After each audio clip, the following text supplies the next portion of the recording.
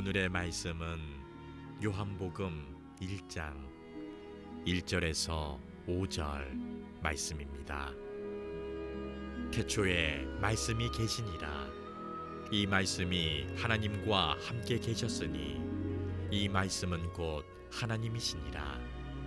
그가 태초에 하나님과 함께 계셨고 만물이 그로 말미암아 지은 바 되었으니 지은 것이 하나도 그가 없이는 된 것이 없느니라. 그 안에 생명이 있었으니 이 생명은 사람들의 빛이라. 빛이 어둠에 빛이 돼 어둠이 깨닫지 못하더라. 아멘.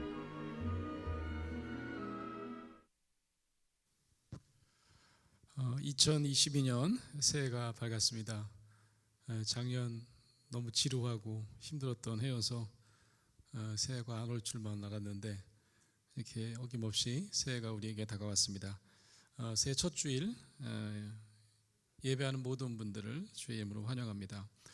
아까 우리 새해 복 많이 받으라는 인사를 나눴지만 올 한 해는 하늘로부터 내리는 귀한 축복이 넘쳐나는 한 해 되시고 그래서 가족과 또 이웃과도 나누는 기쁨이 있는 귀한 한 해 되시기를 간절히 축원합니다. 오늘은 신년 주일이자 성탄 후 두 번째 주일입니다. 우리는 2주 전에 아기로 오신 예수 그리스도의 탄생을 기뻐하면서 성탄 주일을 지켰습니다. 그렇죠? 분명히 이 유대 땅에 태어나신 아기 예수는 예수님이 이렇게 아기였을 때 혹은 뭐 아동기, 청소년기, 사실 이 아동기도 잠깐 나오긴 하지만 청소년기는 어떻게 지내셨는지 성경은 기록하고 있지 않습니다. 어쨌든 이 어린 시절에 이 예수님이 자라나실 때 그를 바라보는 이들로 하여금 와 보아라 저분은 하나님이시다 혹은 하나님의 아들이시다 라고 알아차릴 수 있는 그 어떤 모습이나 행동도 없었던 것 같습니다. 그러니까 성경은 기록하고 있지 않은 거죠. 복음서는 예수님이 만 30세가 되셔서 세례 요한이라고 하는 선지자의 세례를 받고 나서야 그리고 나서 드디어 하나님의 아들로서 공적인 활동 즉 목회 사역을 시작했다고 보고하고 있습니다. 우리가 읽는 복음서 내용이 주로 그런 내용들이죠. 30세 이후의 예수님의 모습이 주로 많이 등장하고 있습니다. 이걸 소위 이제 공생애라고 합니다. 공적인 생애. 예수님이 33년밖에 안 사셨기 때문에 공생애는 딱 3년에 불과한데 공생애 3년을 시작하신 시점이 바로 세례 요한에게 세례를 받은 직후다. 그때 보면 이제 하늘 문이 열리고 성령이 비둘기처럼 내려와서 너는 내 사랑하는 아들이라 내가 너를 기뻐하노라 이런 말씀을 다른 모든 사람이 이제 보는 데서 목격되면서 그는 특별한 세례를 받고 이제 공생애를 시작했다라고 복음서는 기록하고 있는 거죠. 제가 지금 복음서라는 얘기를 지금 하고 있는데 이 복음서라는 게 뭐냐면 신약 성경 맨 앞부분에 나오죠. 앞부분에 편집되어 있는 4권의 책을 의미합니다. 그죠? 그래서 마태, 마가, 누가, 요한. 그 중에서 이 앞에 있는 마태, 마가, 누가복음 이 3권의 책은 유사점이 굉장히 많아요. 같은 얘기가 반복돼서 나옵니다. 각 복음서마다. 그죠? 그래서 이걸 같은 관점에서 쓰였다. 그래서 이 3권의 책은 공관복음 이렇게 얘기를 합니다. 관점이 같은 복음서, 공관복음서. 제일 먼저 쓰여졌다고 알려져 있는 이 마가복음은 무려 93%가 마가복음과 누가복음에도 실려 있는 내용입니다. 이에 비해서 요한복음은요 좀 달라요. 이 요한복음은 이 3권의 복음서와는 굉장히 다른 구조를 가지고 있고 내용도 굉장히 독특한 게 많습니다. 이 요한복음을 보면요 이 요한복음의 단 8% 정도만 10%도 안 돼요. 8% 정도만 공관 복음서에 이 나머지 3개 복음서에 중복될 뿐 92%는 요한 복음서만의 아주 독창적인 내용으로 채워져 있습니다. 그래서 복음서 중에서도 이게 3권은 공고한 복음서라고 하고 요한복음은 그래서 이제 제4의 복음서 이렇게 할 만한 거죠. 왜냐하면 겹치는 게 워낙 없으니까. 성탄 후 두 번째 주일인 오늘 교회력이 이제 3년에 한 번씩 이렇게 돌아가는데 2022년 교회력 복음서 말씀은 오늘 주어진 말씀이 요한복음서 1장 1절에서 8절까지의 말씀입니다. 이 요한복음서 1장을 보면요, 1장부터 예사롭지가 않아요. 이 아까 말씀드린 세 개 복음서 마태, 마가, 누가복음과 아주 다른 특징을 명확하게 보여주고 있습니다. 요한복음에 흐르는 어떤 요한복음의 신학적인 어떤 사상을 잘 보여주는 게 바로 1장이다 이렇게 볼 수 있죠. 보통 이제 예수님의 탄생을 이제 시작으로 해서 이제 예수님의 족보로 시작하는 복음서가 있습니다. 어떤 복음서인지 아십니까?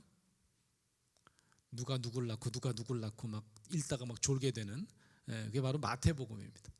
마태복음은 예수님의 족보로 시작합니다. 그것과는 굉장히 대조적으로 이 요한복음의 시작은 예수님의 선제 사상에 대한 선포로 시작합니다. 이게 무슨 말일까요? 이 선제 사상 들어보셨나요? 선제 사상 이게 뭘까요?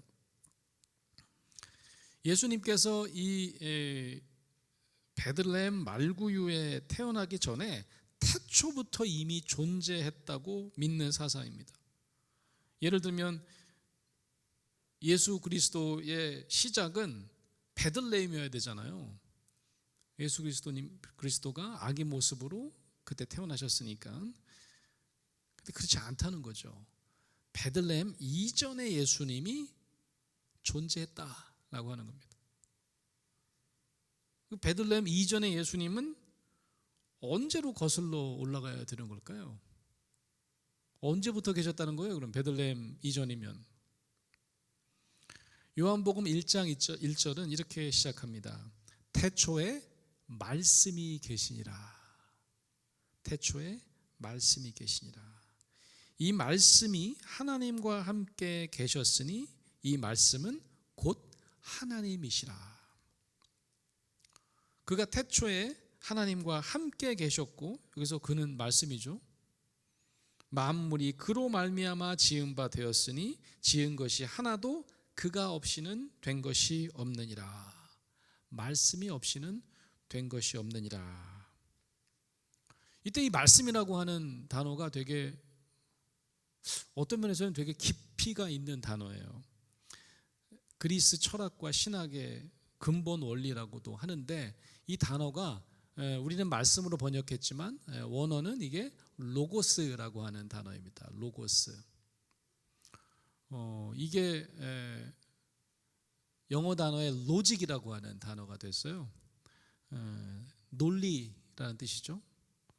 그러니까 태초에 말씀이 있었다는 의미는 뭐 우리가 얘기하는 이렇게 언설로 하는 말이 있었다는 표현처럼 보이지만, 태초에 하나의 원리가 있었고 하나의 어떤 규칙이 있었고 하나의 논리가 있었다, 그런 의미입니다. 태초에 어떤 큰 원리나 원칙이, 우리가 보통 말을 할 때요 막 생각 없이 하진 않잖아요. 그죠? 생각 없이 말하다 보면 실수를 하는 거지. 그래서 우리가 말이라고 할 때 그 말은 어떤 의미가 있냐면, 우리가 뜻이 있고 생각이 있어서 내가 원칙과 논리를 가지고 그걸 펴낼 때 그걸 말이라고 하는 거죠. 자, 그림을 다시 한번 보여주세요. 이 그림을 보면요, 이게 이제 성화인데 아까 우리 잠깐 보여드렸던 그리스도의 선제 사상, 이 선제라는 게 이미 있었다 그런 뜻이잖아요. 영어로 얘기하면 pre-existence of Christ 이렇게 할 수 있겠죠. 그리스도의 이미 존재했다. 언제부터 존재했다?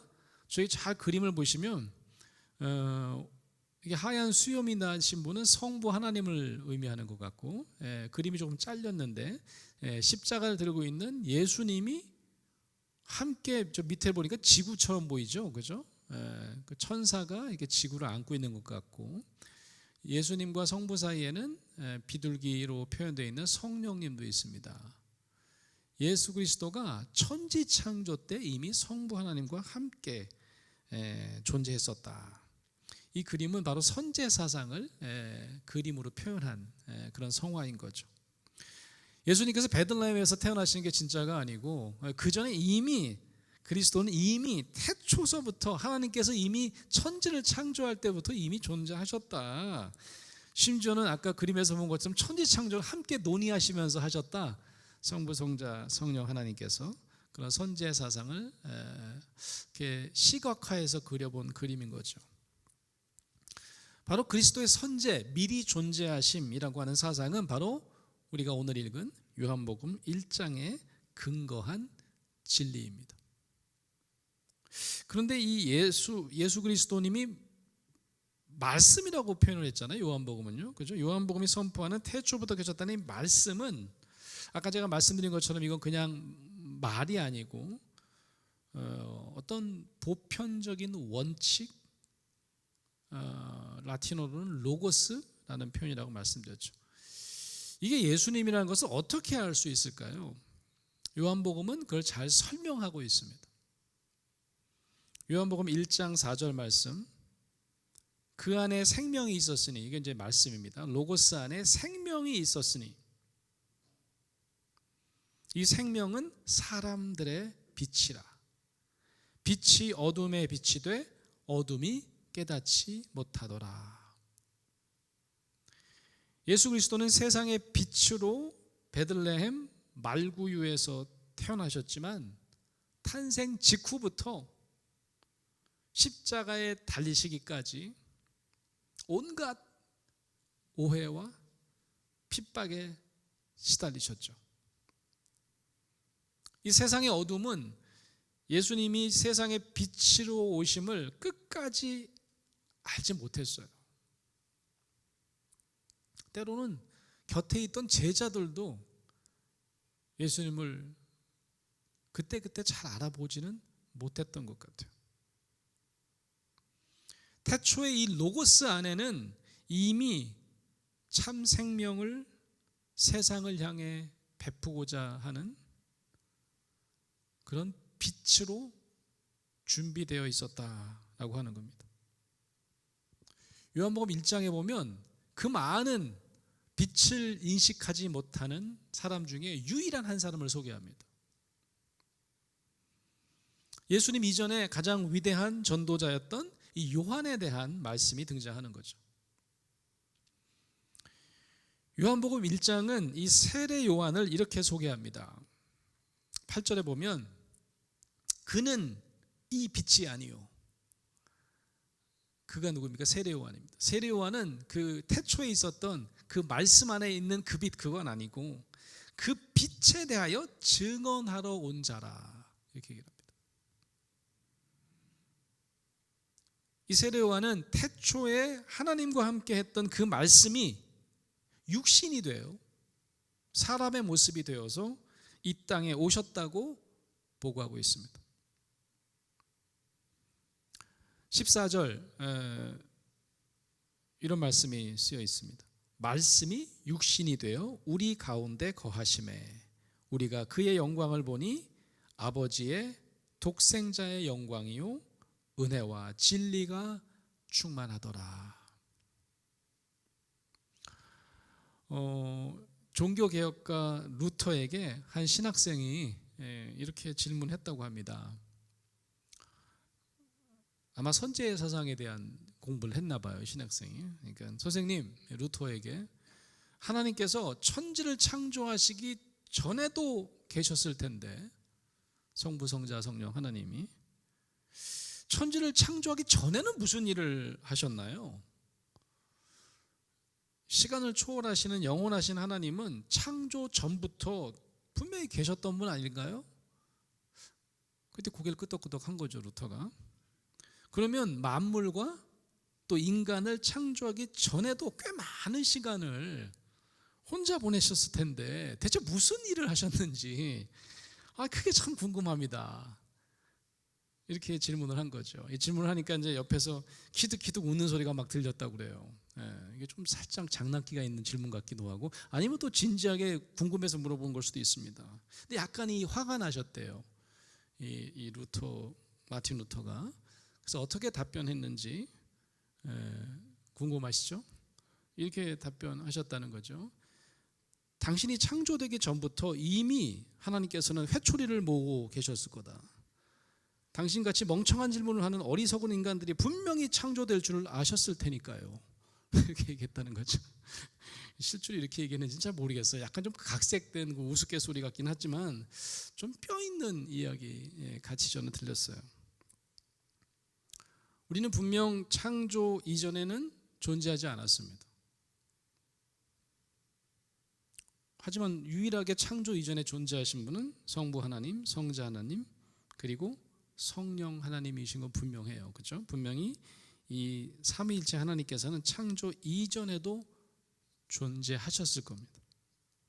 특히 창조 이전에 존재했던 이 성부 하나님, 또 말씀으로 존재했던 이 성자 예수는 만물을 함께 지으시고 연이어서 우리 인간을 지으실 때 하나님의 창조의 동반자 그리고 청지기로 부르시기로 마음먹었습니다.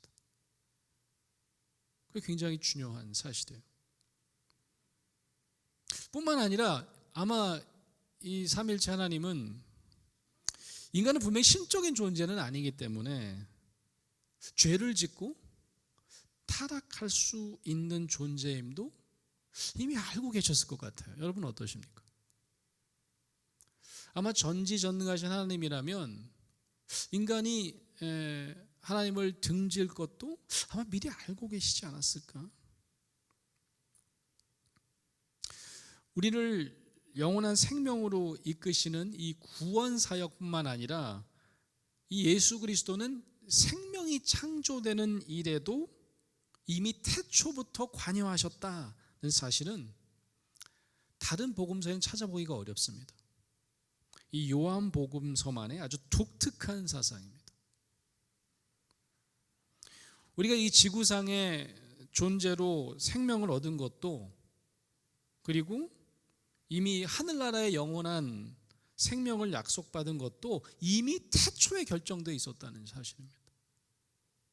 예수 그리스도와 하나님을 우리가 함께 연결해서 창조 때부터 두 분이 함께 계셨다, 이런 생각을 요한복음서 이전에는 잘 갖지를 못했던 거죠. 여러분 어떠십니까? 예수님께서 구원의 주이실 뿐만 아니라 생명 창조의 하나님으로 이미 태초부터 우리와 함께 하셨다는 사실을 믿으십니까? 아멘이 잘 안 나오시네요. 처음 듣는 얘기인데 이거. 사도 바울 얘기 잠깐 해볼게요. 사도 바울은 골로새서 1장 15절에 이런 얘기를 합니다. 한번 잘 들어보세요. 그는 살아생전에 예수님을 만난 적이 없어요. 아시죠?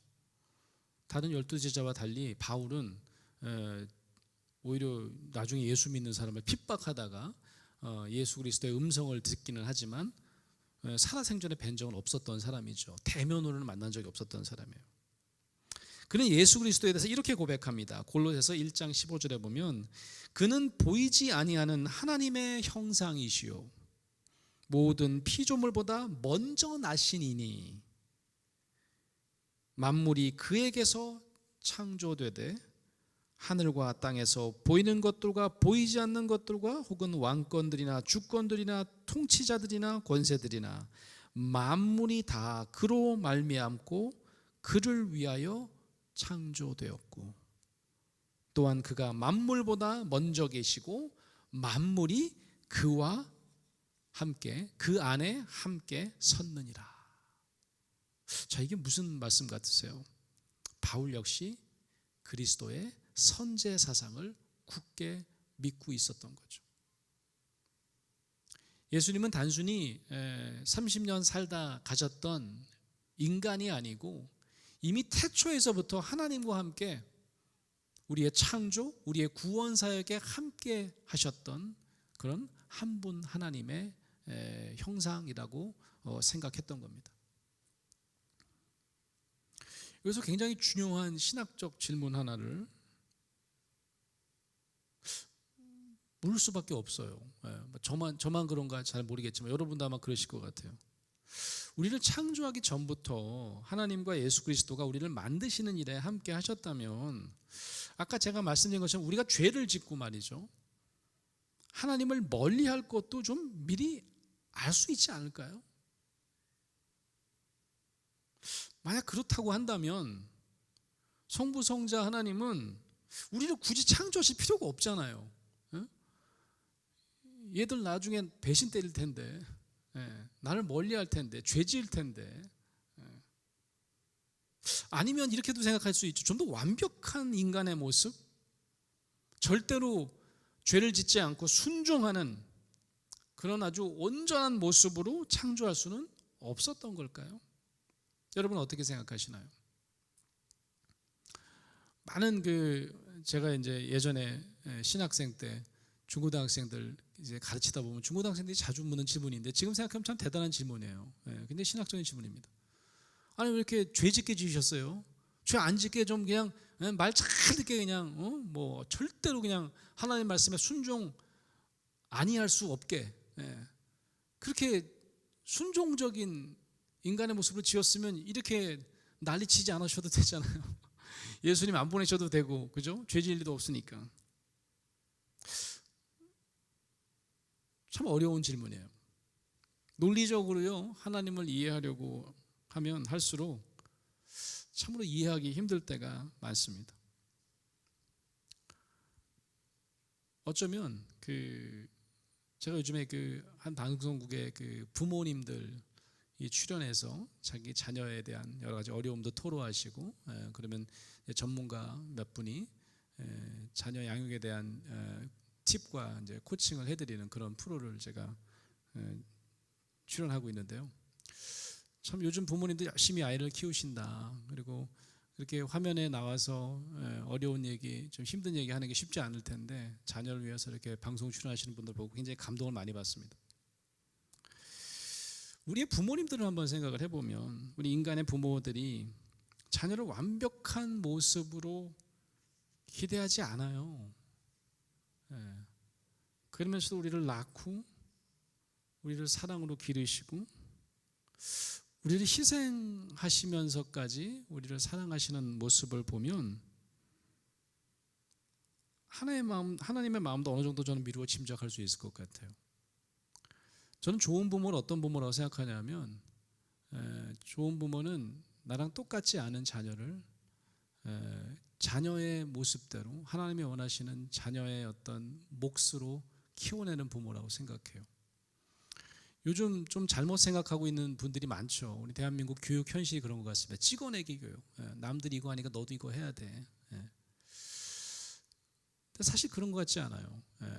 정말 좋은 부모는 자신의 자녀가 가장 잘할 수 있는 것, 자신의 자녀가 가장 자녀답게 할 수 있는 것을 그냥 허락하고 허용하는 부모, 내 뜻대로 내 마음대로 키워내고 내가 이루지 못한 꿈을 얘가 이루기를 바라면 그 아이는 굉장히 불행해지는 거죠. 그죠? 그렇게 따지면 진정 자녀를 사랑하는 부모는 자녀가 내 말을 확 잘 듣게끔 마치 로봇처럼 순종만 하는 모습을 원하지는 않을 거라는 생각이 들었어요. 함께 출연하는 우리 정신과 소아정신과 교수님이 계신데, 그분이 그런 얘기 가끔 해요. 부모가 화가 날 때가 언제가 화가 나냐면 자기 말을 안 들을 때 화가 납니다. 부모는 그렇잖아요. 통제가 안 될 때 화가 납니다. 어린 시절엔 말 잘 듣는데 조금만 이제 크면, 제가 볼 땐 3살만 되면 말 안 들어. 3살만 되면 자기 주장이 생깁니다. 그러니까 그때부터 시작이에요. 엄마 아빠가 화가 나기 시작합니다. 그러다가 이제 뭐 아이가 더 커지면 정말 자기 목소리를 내고 자기 마음대로 하잖아요. 그럼 막 소리를 지르고 막 야단을 치고 이게 어디다 대고 말을 안 듣느냐고 막 화를 내면,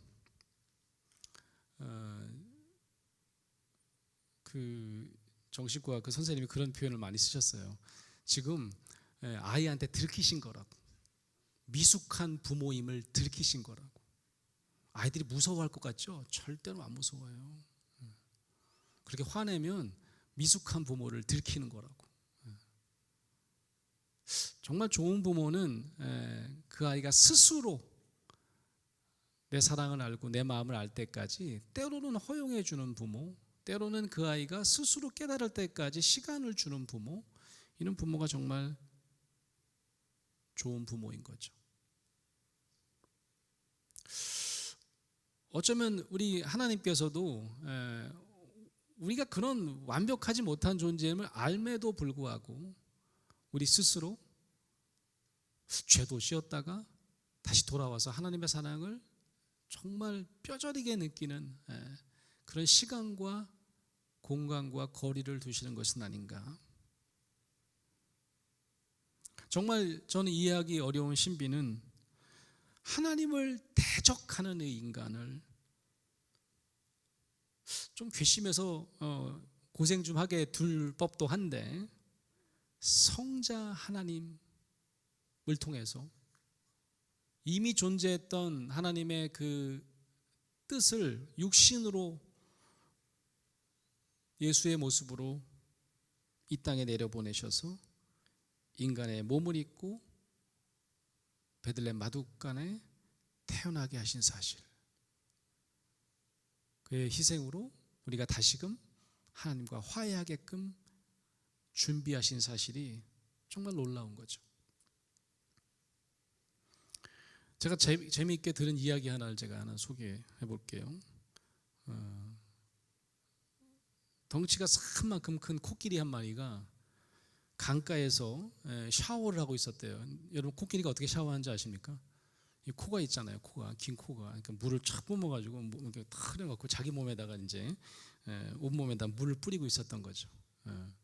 그러니까 자기 몸에서 다 이 샤워기가 되는 거죠. 이 강변에서 이 코끼리가 이 긴 목으로 온몸에 물을 뿌리면서 샤워하는 모습을 뚫어지게 쳐다보는 생쥐가 한 마리 있었습니다. 생쥐가 갑자기 이 코끼리를 향해서 소리를 냅다 지르는 거예요. 야, 너 지금 당장 물 밖으로 나와, 막 이러는 거예요. 이 조그만 생쥐가.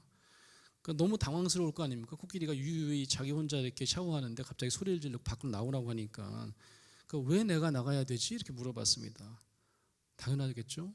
그랬더니 생쥐가, 아니 당장 나오라니까, 당장 물 밖으로 나와, 막 소리를 지릅니다.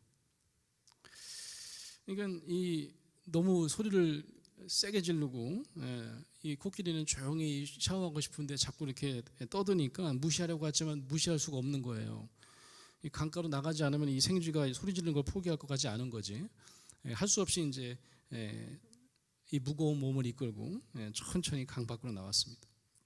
이제 물어봐야 되겠죠. 코끼리가 생쥐에게 물었습니다. 너 대체 왜 나를 나오라고 하는 거지? 내가 너한테 뭐 기분 나쁘게 한 거 있니? 이렇게 물어봤습니다. 생쥐는 코끼리를 아래 위로 훑어보더니, 나는 혹시 네가 내 수영복을 입고 있나 해서 확인해 보려고 그랬던 거야 라고 얘기했다는 거죠. 얼마나 웃기는 생쥐의 모습입니까? 지 수영복을 잊어버리는 모양인데 코끼리가 지 수영복을 입고 있을 거라고 생각해서 나오라고 했던 거죠. 이게 무지하게 웃기는 얘기인데 그런데 오히려 이런 이 허무맹랑한 이 생쥐의 논리를 이해하는 것이, 저는 만물을 창조하시고 전지전능하신 하나님께서 인간의 육신이라고 하는 수영복을 입고 이 땅에 오신 것을 이해하는 것보다 오히려 더 쉬울지도 모른다는 생각이 들었어요. 하나님께서는 왜 그러셨을까? 인간으로 온 예수는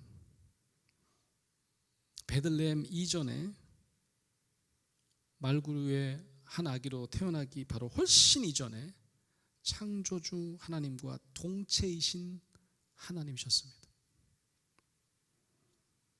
그런데도 요한복음 1장은 바로 이 인간 예수와 신적인 예수에 대한 역설적인 신비에 대해서 강력하게 증거하면서 우리에게 뭔가를 말씀하려고 하는 겁니다. 예수님이 바로 그 빛인 것을 알아본 요한으로부터 세례를 받고 그리고 한 명, 두 명 제자를 부르시는 장면을 요한복음 1장은 소개하고 있습니다. 이 요한복음 1장 말씀을 드라마 바이블로 함께 묵상하시겠습니다.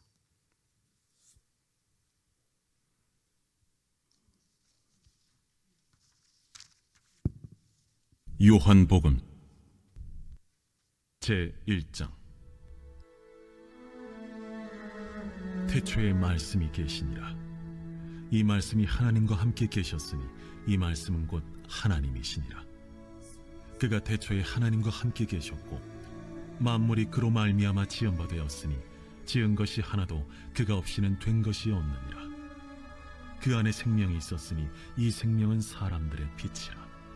빛이 어둠에 비치되 어둠이 깨닫지 못하더라. 하나님께로부터 보내심을 받은 사람이 있으니 그의 이름은 요한이라. 그가 증언하러 왔으니 곧 빛에 대하여 증언하고 모든 사람이 자기로 말미암아 믿게 하려 함이라. 그는 이 빛이 아니요 이 빛에 대하여 증언하러 온 자라. 참빛 곧 세상에 와서 각 사람에게 비추는 빛이 있었나니 그가 세상에 계셨으며 세상은 그로 말미암아 지은 바 되었을 때 세상이 그를 알지 못하였고 자기 땅에 오매 자기 백성이 영접하지 아니하였으나 영접하는 자 곧 그 이름을 믿는 자들에게는 하나님의 자녀가 되는 권세를 주셨으니 이는 혈통으로나 육정으로나 사람의 뜻으로 나지 아니하고 오직 하나님께로부터 난 자들이니라. 말씀이 육신이 되어 우리 가운데 거하심에 우리가 그의 영광을 보니 아버지의 독생자의 영광이요 은혜와 진리가 충만하더라. 요한이 그에 대하여 증언하여 외쳐 이르되 내가 전에 말하기를 내 뒤에 오시는 이가 나보다 앞선 것은 나보다 먼저 계심이라 한 것이 이 사람을 가리킴이라. 우리가 다 그의 충만한 데서 받으니 은혜 위에 은혜로라. 율법은 모세로 말미암아 주어진 것이요 은혜와 진리는 예수 그리스도로 말미암아 온 것이라. 본래 하나님을 본 사람이 없으되 아버지 품속에 있는 독생하신 하나님이 나타내셨느니라. 유대인들이 예루살렘에서 제사장들과 레위인들을 요한에게 보내요. 네가 누구냐? 물을 때에 요한의 증언이 이러하니라. 요한이 드러내어 말하고 숨기지 아니하니 드러내어 하는 말이 나는 그리스도가 아니라. 그러면 누구냐? 네가 엘리야냐? 나는 아니라. 네가 그 선지자냐? 아니라. 누구냐? 우리를 보낸 이들에게 대답하게 하라. 너는 네게 대하여 무엇이라 하느냐? 나는 선지자 이사야의 말과 같이 주의 길을 곧게 하라고 광야에서 외치는 자의 소리로라. 그들은 바리새인들이 보낸 자라. 또 물어 이르되 네가 만일 그리스도도 아니요 엘리야도 아니요 그 선지자도 아닐진데 어찌하여 세례를 베푸느냐? 나는 물로 세례를 베풀거니와 너희 가운데 너희가 알지 못하는 한 사람이 섰으니 곧 내 뒤에 오시는 그이라. 나는 그의 신발끈을 풀기도 감당하지 못하겠노라. 이 일은 요한이 세례 베풀던 곳 요단강 건너편 베다니에서 일어난 일이니라. 이튿날 요한이 예수께서 자기에게 나아오심을 보고 이르되 보라, 세상 죄를 지고 가는 하나님의 어린 양이로다. 내가 전에 말하기를 내 뒤에 오는 사람이 있는데 나보다 앞선 것은 그가 나보다 먼저 계심이라 한 것이 이 사람을 가리킴이라. 나도 그를 알지 못하였으나 내가 와서 물로 세례를 베푸는 것은 그를 이스라엘에 나타내려 함이라. 내가 보매 성령이 비둘기같이 하늘로부터 내려와서 그의 위에 머물렀더라. 나도 그를 알지 못하였으나 나를 보내어 물로 세례를 베풀라 하신 그이가 나에게 말씀하시되 성령이 내려서 누구 위에든지 머무는 것을 보거든 그가 곧 성령으로 세례를 베푸는 이인 줄 알라 하셨기에 내가 보고 그가 하나님의 아들이심을 증언하였노라. 또 이튿날 요한이 자기 제자 중 두 사람과 함께 섰다가 예수께서 거니심을 보고 말하되 보라, 하나님의 어린 양이로다. 두 제자가 그의 말을 듣고 예수를 따르거늘 예수께서 돌이켜 그 따르는 것을 보시고 물어 이르시되 무엇을 구하느냐? 라삐여, 어디 계시오니이까? 랍비는 번역하면 선생이라. 와서 보라. 그러므로 그들이 가서 계신 데를 보고 그날 함께 거하니 때가 10시쯤 되었더라. 요한의 말을 듣고 예수를 따르는 두 사람 중에 하나는 시몬 베드로의 형제 안드레라. 그가 먼저 자기의 형제 시몬을 찾아 말하되 우리가 메시아를 만났다. 메시아는 번역하면 그리스도라. 데리고 예수께로 오니 예수께서 보시고 네가 요한의 아들 시몬이니 장차 게바라 하리라. 게바는 번역하면 베드로라. 이튿날 예수께서 갈릴리로 나가려 하시다가 빌립을 만나 이르시되 나를 따르라. 빌립은 안드레와 베드로와 한 동네 베세다 사람이라. 빌립이 나다나엘을 찾아 이르되 모세가 율법에 기록하였고 여러 선지자가 기록한 그 일을 우리가 만났으니 요셉의 아들 나사렛 예수니라. 나다나엘이 이르되 나사렛에서 무슨 선한 것이 날 수 있느냐? 와서 보라. 예수께서 나다나엘이 자기에게 오는 것을 보시고 그를 가리켜 이르시되 보라, 이는 참으로 이스라엘 사람이라. 그 속에 간사한 것이 없도다. 어떻게 나를 아시나이까?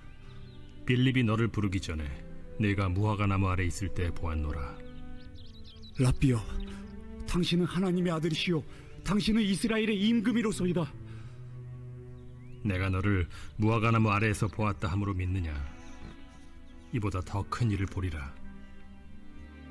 진실로 진실로 너희에게 이르노니 하늘이 열리고 하나님의 사자들이 인자 위에 오르락 내리락 하는 것을 보리라.